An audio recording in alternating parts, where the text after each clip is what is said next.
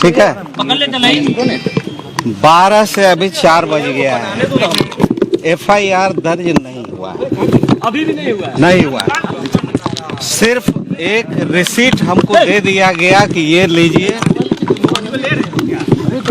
FIR हम लोग बाद में दर्ज करेंगे। आपने किनके खिलाफ मामला दर्ज करवाने का? सबके खिलाफ है, ऊपर तक। हम नाम नहीं लेंगे। मामला क्या है सर? मामला क्या है? प्रधान सचिव बिहार मामला जालसाजी, झूठा कागजात बनाना, जाली एविडेंस प्रोड्यूस करने का। वो अभी हम आपको नहीं बताएंगे, सुन लीजिए। ऐसा FIR क्यों नहीं लिया गया? दरोगा जी बताएंगे कि हम बताएंगे? नहीं, आप अंदर बैठे हुए थे, 2 घंटे तक इंतजार में थे। वो उनका कहना है कि हमको समझ में नहीं आ रहा है, अंग्रेजी में लिखा हुआ है। अच्छा, यही कहे। तो हिंदी में आपने नहीं दिया सर? नहीं, दरोगा के पद में कॉपी कैसे देंगे? FIR ही नहीं हुआ। किस पे है सर? सब पे है, नीचे से ऊपर। कौन है? क्या मुख्यमंत्री जी का भी नाम? हाँ। मुख्यमंत्री जी का भी नाम? प्रधान सचिव पर भी आपने मामला दर्ज करवाया है? किस पर? प्रधान सचिव पर। कौन प्रधान सचिव? बिहार मुख्यमंत्री का प्रधान सचिव। ना। तो कौन है? CM भी है इसमें? आखिर किन अधिकारियों पर सही है? अब भाई, अब अभी हम नहीं, FIR नहीं हुआ, हम नहीं बताएंगे, हम नहीं बता पाए। बात सुनिए आप लोग। मुख्यमंत्री का भी नाम है? मुख्यमंत्री का नाम है। आपने मुख्यमंत्री के खिलाफ भी आवेदन दिया है? 5 बार बोले क्या? मन्नू महाराज, क्या आखिर क्या है? मन्नू महाराज के खिलाफ है। हाँ के खिलाफ है, और कौन कौन लोग के खिलाफ है? बस जो जानते हैं आप सब है। सुनिए, बता दीजिए। टोटल कितने अधिकारी हैं? हम नहीं गिनते आप तो नहीं। बोल ही दिए सर, बता दीजिए ना। सुनिए, पूरा मामला है क्या? बता दीजिए। आगे बढ़िए, आगे। सर एक मिनट आप लोग बोलने नहीं दीजिएगा।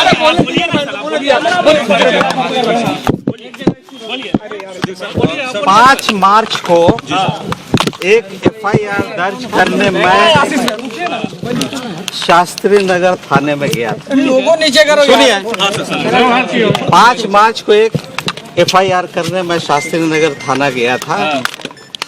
वहाँ सीनियर SP और DSP सचिवालय उपस्थित थे। उनके उपस्थिति में हमको जैसे आज मुहर मार के दिया गया है FIR, थानेदार ने मुहर मार के दे दिया कि साहब आपका हम कर लेंगे।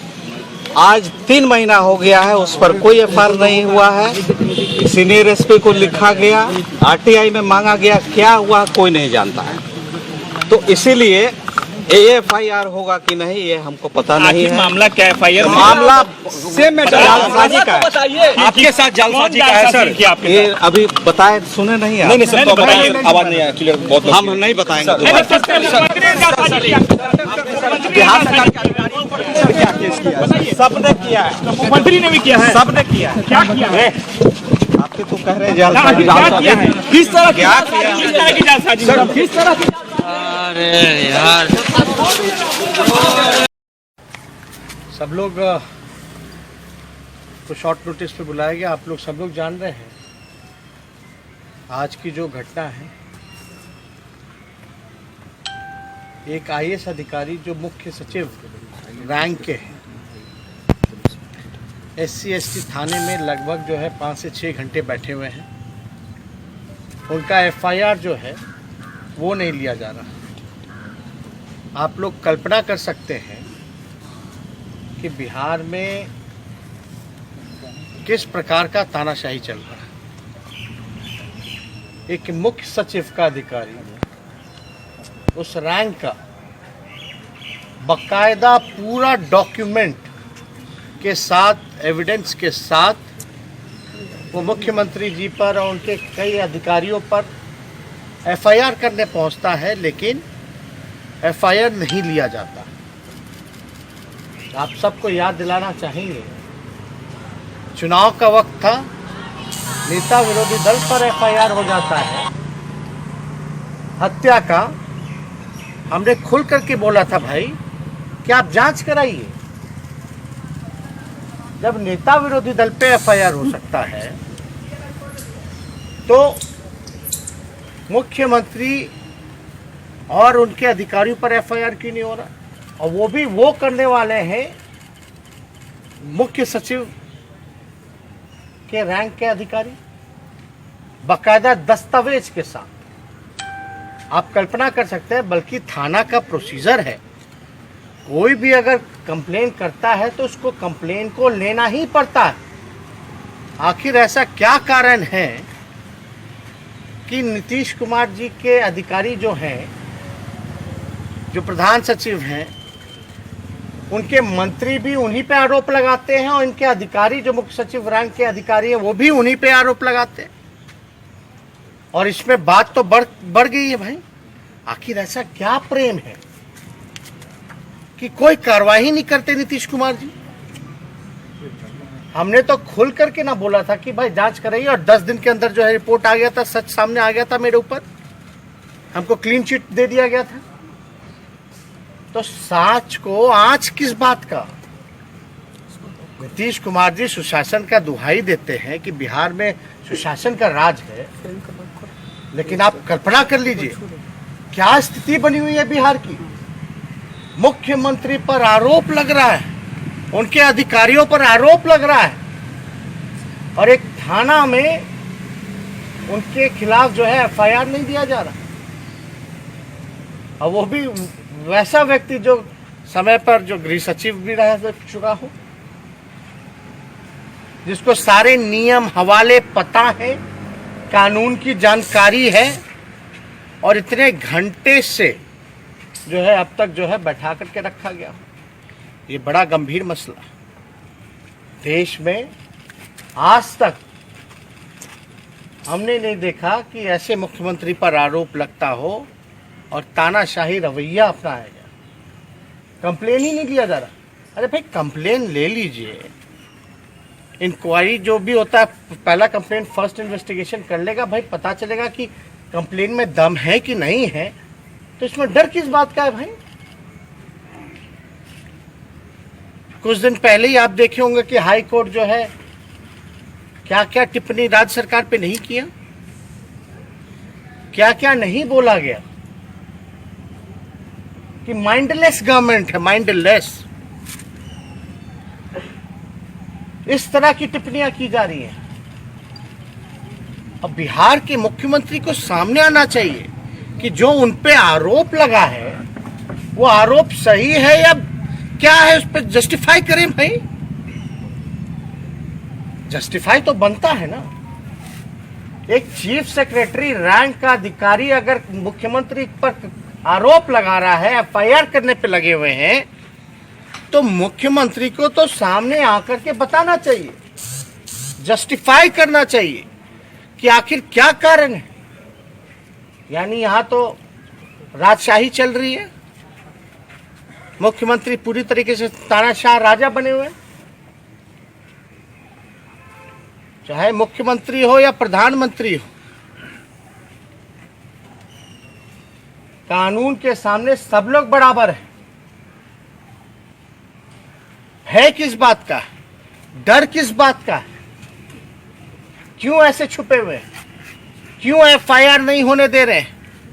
क्यों 5-6 घंटा से उस अधिकारी को वहां बैठाया गया है? वो तो पूरी तरीके से कानून का पालन करते हुए तरीके से एकदम जाकर के अपना कंप्लेन कर रहे हैं, दस्तावेज दे रहे हैं। ये तो पुलिस की जिम्मेदारी है, थाने की जिम्मेदारी है कि कंप्लेन ले, एफआईआर दर्ज कराएं, इन्वेस्टिगेट करें। दूध का दूध पानी का पानी हो जाएगा। अब मुख्यमंत्री जी ईमानदार हैं तो पता चल जाएगा, लेकिन ये बात जो है दूर तक जारी है। जिस प्रकार से नीतीश कुमार जी के मंत्री, भाजपा के विधायक, IAS officers, chief secretary rank के अधिकारी जिस प्रकार से मुख्यमंत्री और उनके निजी अधिकारियों पर, उनके प्रधान सचिव पर अगर आरोप लगा रहे हैं, एक व्यक्ति ने नहीं, अलग अलग व्यक्तियों ने, वो भी सत्ता में रहने वाले लोग, ध्यान से, तो ये मामला कुछ ना कुछ दाल में काला नजर आ रहा है। ये मामला दूर तक जाएगा। क्यों मुख्यमंत्री पे एफआईआर नहीं हो सकता? आप लोगों ने भी कई बार दिखाया था जब हम पे हत्या का मुकदमा हुआ, हमने खुद आपको बोला कि भाई जांच होनी चाहिए, जांच कराई जाए चुनाव के समय, क्या दिक्कत है। लेकिन इस तरह की घटना अगर हो रही है तो आप कल्पना नहीं कर सकते बिहार में किस प्रकार का सुशासन चल रहा है, तानाशाह चल रहा है। पूरी तरीके से भ्रष्ट लोगों का जिम्मेदारी दी गई है। बिना भ्रष्टाचार के कुछ नहीं होता है। ईमानदार लोगों को डराया जाता है, धमकाया जाता है। पूरे सुशासन में नीतीश जी का यही काम हुआ है। इसलिए हम तो चाहेंगे कि मुख्यमंत्री जी पुलिस से भी निवेदन करेंगे, डीजीपी से भी आपके माध्यम से निवेदन करेंगे कि मुख्यमंत्री जी या कोई हो, कंप्लेंट तो दर्ज होना चाहिए, ये उनका अधिकार बनता है। आखिर मुख्यमंत्री हैं तो कोई कंप्लेंट नहीं हो सकता। ये तो पद का दुरुपयोग करना है। माननीय नीतीश कुमार जी पद का दुरुपयोग कर रहे हैं पूरी तरीके से, और ऐसे ऐसे कई भ्रष्टाचारी अधिकारियों को जो है बार बार बचाने का काम करें। आखिर कौन सा प्यार है, कौन सा प्रेम है कि उनके मंत्री भी कहते हैं, हर विधायक से लेकर के सब लोग कह रहा है, फिर भी मुख्यमंत्री जी का प्यार जो है उस अधिकारी के प्रति जागा हुआ। अब तो मुख्यमंत्री पर एफआईआर हो रहा, बाकायदा सबूत। और हमको लगता है कि अगर एफआईआर होगा तो इसमें बुरी तरीके से माननीय नीतीश कुमार जी फंसने जा रहा है, पूरी तरीके से। और यही कारण है, डर का कारण है, जिसके लिए ये एफआईआर तक नहीं होने दे रहे। यही एक कारण है। तो इससे जुड़ा हुआ कोई सवाल हमको तो लगा भाई, आज अचानक से आप न्यूज़ के माध्यम से हमने देखा, बोले तो बड़ा गंभीर मसला। कोई मुख्य सचिव रैंक का अधिकारी कोई मामूली रैंक नहीं होता। एग्जीक्यूटिव पावर में अगर देखा जाए तो सीएम के बाद जो है उन्हीं लोगों को पावर है, उसी रैंक के अधिकारियों को ज्यादातर पावर है। अगर ऐसी बात आ रही है, जिन उनके अंडर काम किया होगा, कोई बात होगी तो कंप्लेन तो लेना चाहिए। आखिर कारण क्या है हमको तो समझ भी नहीं आ रहा। ना नैतिकता बचा, ना अंतरात्मा बची मुख्यमंत्री जी की। बात बात पे हमको कहते थे कि भाई एक्सप्लेन कर दीजिए, एक्सप्लेन कर दीजिए। अब हम लोग कह रहे हैं कि भाई अब थोड़ा एक्सप्लेन कर दीजिए। हत्या का मुकदमा कैसे रफा दफा हुआ वो सब लोग जानते हैं। जो उन पे हत्या का आरोप था उस पर हमको कुछ नहीं कहना। जो मरे हैं उनके परिवार वाले से जाके पूछ लीजिएगा। लेकिन ये बात ताजी बात, ये आज की घटना, अभी भी शायद जो अधिकारी जो हैं SC ST थाने जो है बैठे हुए, और एक दलित अधिकारी कंप्लेन कर रहा है सैकड़ों कागजों के साथ। जरूर उस कागज में दम होगा, जरूर उस अधिकारी ने साहस दिखाया है। हम तो मांग भी करेंगे कि भाई वैसे अधिकारी को सुरक्षा भी प्रदान की जाए, सुरक्षा भी दी जाए। और इतना साहस दिखाया है तो बिना कोई एविडेंस के इतना बड़ा अधिकारी जो है ये बचकानी हरकतें नहीं करेगा। जरूर कुछ ना कुछ है, और उसी के कारण की वजह से मुख्यमंत्री जो है एफआईआर नहीं होने देना। और इस पे कुछ बोलते नहीं, थोड़ा एक्सप्लेन करना चाहिए कि उनका आरोप क्या है। सुनने में आया कि कागज आगज जो है सब सीएम हाउस में जा रहा है, कॉपी लेके भाग गए। कॉपी लेकर के कोई भाग जा रहा है। दस्तावेज जो है मुख्यमंत्री जी को दिखाया जा रहा है, उनके लीगल सलाहकारों को बुलाया गया है, पूरे अधिकारियों की मंडली को बैठा दिया गया है।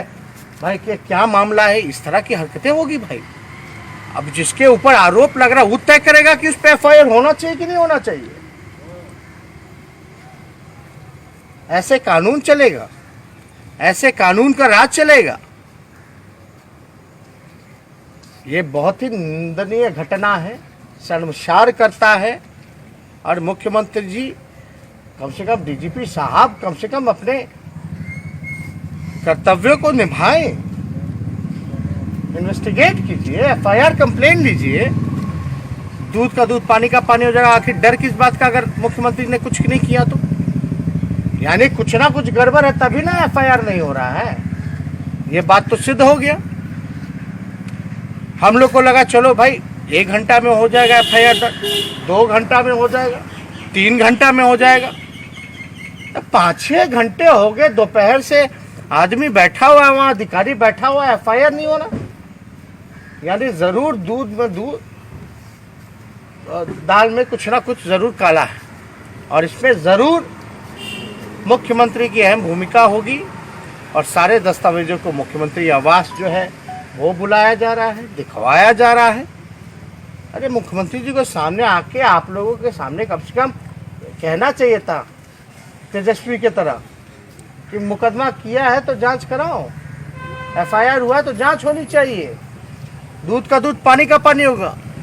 क्या मुख्यमंत्री ये नहीं कह सकते कि अगर मेरे ऊपर कोई शिकायत है, कोई कंप्लेन है तो उसको स्वीकृत कराया जाए और जांच कराया जाए? हम तो अभी ये भी नहीं कह रहे कि भाई पद से इस्तीफा दे दीजिए, जांच कराइए। हम तो कह रहे हैं कि भाई कम से कम उस अधिकारी ने साहस दिखाया है, इतने सैकड़ों दस्तावेज के साथ वो कंप्लेन करने गए हैं मुख्यमंत्री पर, तो कम से कम वो एफआईआर तो होनी चाहिए। तो इसमें जो है, अगर आपको कुछ इससे रिलेटेड अगर कोई सवाल है, कुछ पूछना चाहते हैं तो सर शास्त्री ने अगर थाना में वो एफआईआर दर्ज करने के लिए कहते हैं, सीनियर एसपी और डीएसपी भी जो है इस मामले पर उन्होंने रिसीविंग दिया तो उन्होंने कहा, मगर अभी तक उस पर भी एफआईआर नहीं हुई। इसके बाद 3 महीने बाद फिर जाते हैं वो। ये बात तो आपको समझना पड़ेगा ना कि मुख्यमंत्री के इशारे पे हो रहा है और मुख्यमंत्री जी के यहाँ दस्तावेज पहुँच रहे हैं, कंप्लेन जो है वो हटा दिया जाता है। तो कोई ना कोई बात तो है। आखिर क्या कारण है भाई? कोई ना कोई कारण तो होगा। अगर मुख्यमंत्री ईमानदार होते तो भाई बोलते मेरे तरह कि जांच करा दीजिए, क्या दिक्कत है? लेकिन जी एक और घटना हुई है, बेतिया में जहरीली शराब से कई लोगों की मौत हो गई। लेकिन विषय अलग है, ये विषय अलग है। ये इससे बड़ा गंभीर हमको नहीं लगता। इसके बाद भी कोई सवाल किसी और विषय का पूछना बनता है। जो राज्य का मुख्यमंत्री है उस पर आरोप लग रहे हैं मुख्यमंत्री के और फिर भी लोग खामोश हैं, ये अद्भुत है। सुधीर जी ने कहा है कि प्रधान सचिव मुख्यमंत्री के मंत्री लगातार सवाल उठा रहे, पता किस लोग में या किस मजबूरी में जो है उनको प्रधान सचिव बना के रखे हुए हैं। यही बताओ, आप पूछ लीजिए मुख्यमंत्री जी से। हम भी जानना चाहते हैं, पता चल जाता तो हमको भी बता दीजिए। हम तो बोल ही नहीं रहे कि कौन सा प्रेम है मंत्री से लेके बड़ा अधिकारी से लेके। यानी कुछ ना कुछ तो है ना भाई, गड़बड़ घोटाला। तभी ना कार्रवाई नहीं हो रही है, तभी ना एफआईआर नहीं हो रही है। सर